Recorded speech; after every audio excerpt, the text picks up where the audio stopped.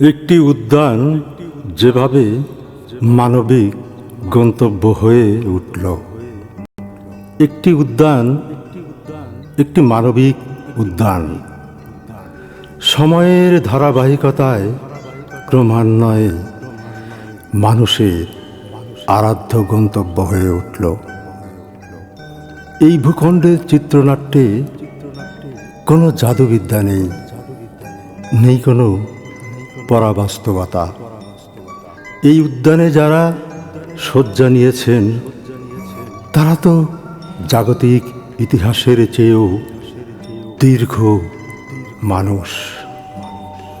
তারা ক্ষমতা রেখে যাননি, রেখে গেছেন প্রশ্নাতীত সততা, কঠোর নৈতিকতা, নির্মল আদর্শ, প্রকৃত দেশপ্রেম, অপ্রতিরোধ্য আপোষহীনতা আর প্রতিহিংসা পরিত্যাগের এক নীরব শপথ। নাগরিক কোলাহল থেমে গেলে চুপিসারে অবনত মস্তকে শ্রদ্ধার্ঘ্যের পুষ্পাঞ্জলি ছড়িয়ে ছিটিয়ে থাকে এই উদ্যানের পবিত্র জমিন জুড়ে। উদ্যানের ঠিক উপরের বিশাল ক্যানভাসে ছড়িয়ে আছে এক বুক নীলাকাশ, সাদা ছেঁড়া মেঘ, আকাশের গহীনে তারা ভরা রাত, পূর্ণিমার স্নিগ্ধ কোমল আলো। এখানে ক্লান্ত পথিকের পায়ে হাঁটা থেমে যায় বিনম্র শ্রদ্ধার আবেশে।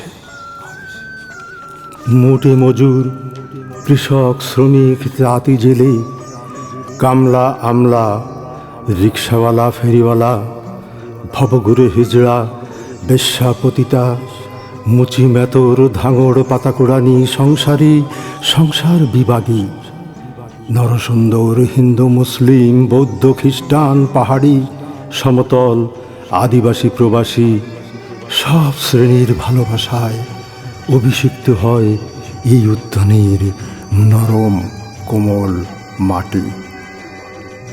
ফুল পাখি, বনলতার অবিরত কোলাহল আর কলকাকলিতে রচিত হয় মানবিক কথকতার এক নীরব আখ্যান। কোনো এক অবসন্ন বিকেলে মন খারাপ নেতাকর্মীরা চুপিসারে এসে বসে থাকে উদ্যানের খোলা জমিনে।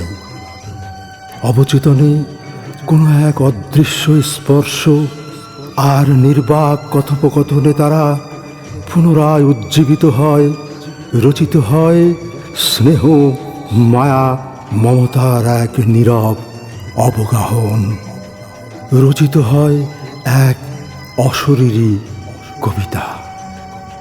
সেই কবিতাখানি বুকে নিয়ে তারা পুনরায় ফিরে যায় রাজপথে।